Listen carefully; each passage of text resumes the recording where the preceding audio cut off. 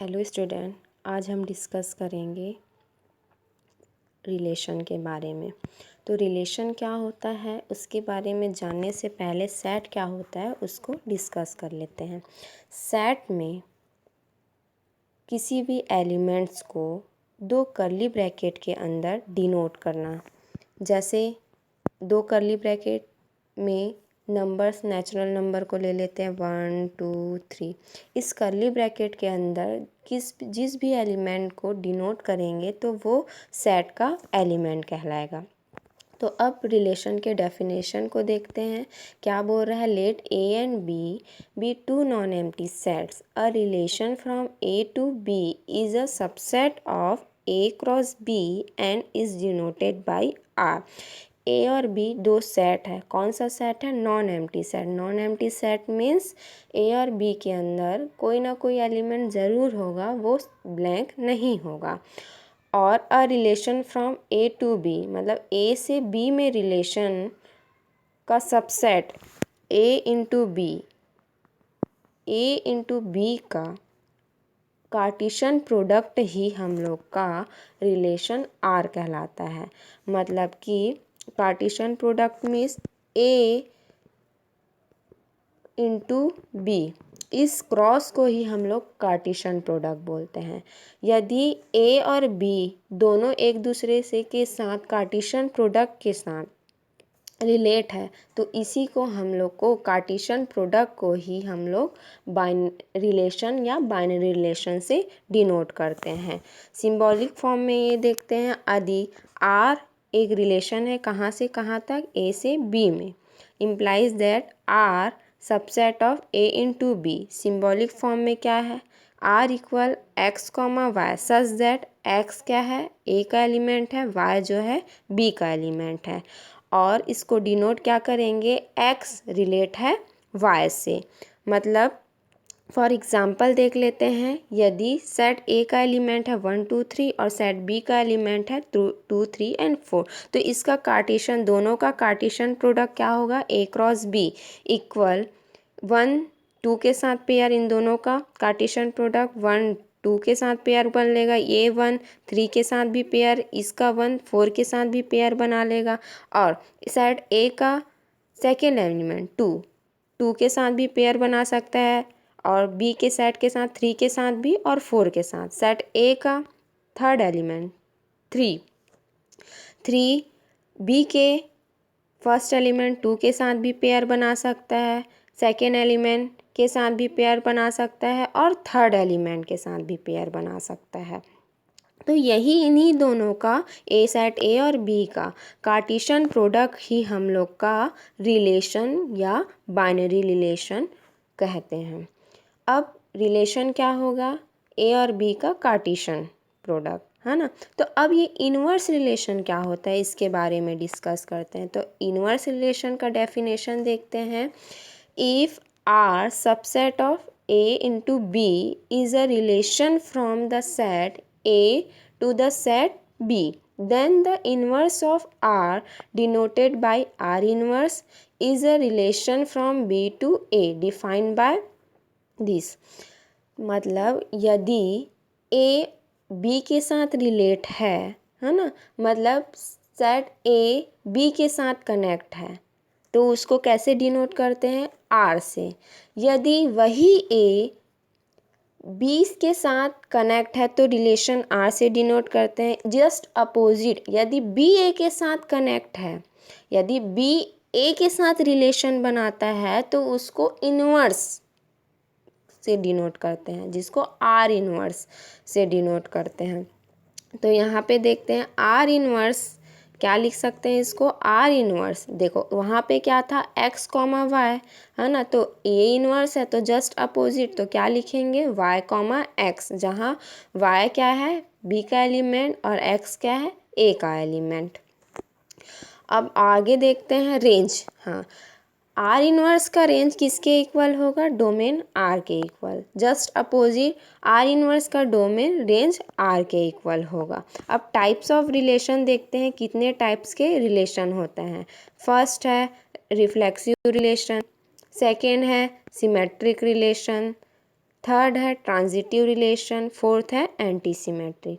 ये सारे रिलेशन को डिस्कस करते हैं क्या क्या होता है। देखो फर्स्ट जो है रिफ्लेक्सिव रिलेशन। रिफ्लेक्सिव रिलेशन में मान लेते हैं एक सेट है, क्या है ए, एक सेट है और नॉन एम्प्टी सेट है, and R be a binary relation in A, that is R subset of A into A, then the relation R is called reflexive relation. If X related to X for every X belongs to A, या फिर इसको denote कर सकते हैं X, X belongs to R for every X belongs to A। For example से समझते हैं ये रिफ्लेक्सिव रिलेशन होता क्या है। देखो फॉर एग्ज़ाम्पल सेट है, एक सेट है A जिसमें एलिमेंट है 1 2 3। अब इस सेट का जो एलिमेंट है 1 2 3 कैसे कनेक्ट होना चाहिए, खुद के नंबर से ही कनेक्ट होना चाहिए। जैसे कि A का जो नंबर है फर्स्ट नंबर 1, वो 1 से ही कनेक्ट होना चाहिए। सेकेंड नंबर से ही कनेक्ट 2 2 के साथ, और 3 3 के साथ। मतलब रिफ्लेक्सिव रिलेशन में क्या होता है, जो सेट का नंबर रहेगा वो अपने ही नंबर से कनेक्ट रहेगा, तो वो रिफ्लेक्सिव रिलेशन कहलाता है। अब सेकेंड रिलेशन देखते हैं, सिमेट्रिक रिलेशन। तो सिमेट्रिक रिलेशन में क्या होता है, if R is a relation in the set A, then R is called symmetric relation. If A is related to B, then B is also related to A. Symmetric relation में क्या बोलता है, यदि x और y related है R से, तो y और x भी एक दूसरे से रिलेटेड होना चाहिए। फॉर एग्ज़ाम्पल ये देख लेते हैं कि जैसे सेट का एलिमेंट है, ए का एलिमेंट है सपोज 1 2 और 3, ये ए का एलिमेंट है। अब सिमेट्रिक रिलेशन में क्या बोलता है, यदि 1 और 2 कनेक्ट है तो 2 और 1 भी कनेक्ट रहना चाहिए। यहाँ डेफिनेशन देखो, 1 और 2 यदि सेट ए में नंबर्स है 1 2 और 3, है ना, तो सिमेट्रिक के डेफिनेशन से क्या होगा, यदि 1 और 2 कनेक्ट है तो 2 और 1 भी एक दूसरे से कनेक्ट होना चाहिए। सिमेट्रिक रिलेशन का रूल है। थर्ड रिलेशन है हम लोग का ट्रांजिटिव रिलेशन। ट्रांजिटिव रिलेशन क्या कहता है, यदि if R is a relation in the set A, then R is called transitive relation. If A is related to B and B is related to C, then A is also related to C।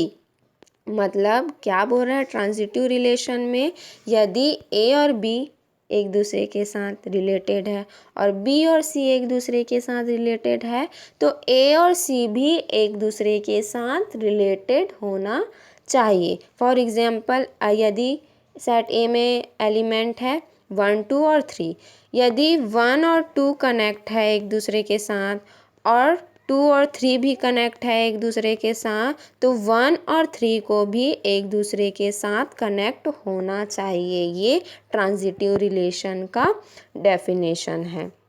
अब देखते हैं anti symmetric relation क्या होता है। Anti symmetric relation में if R is a relation in the set A, then B is called anti-symmetric.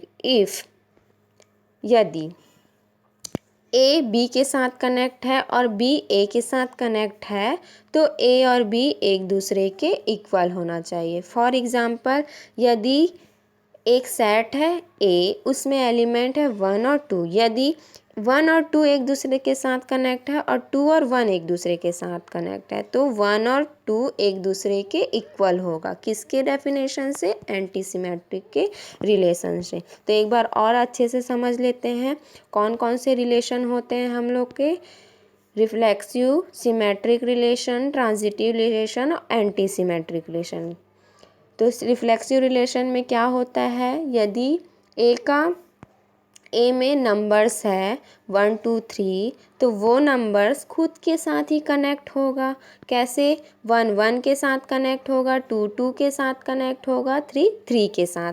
और symmetric relation में क्या होता है? यदि एक रिलेशन है 1 और 2, 1 और 2 एक दूसरे के साथ कनेक्ट है तो 2 और 1 भी एक दूसरे के साथ कनेक्ट होना चाहिए। ये सिमेट्रिक का रूल है।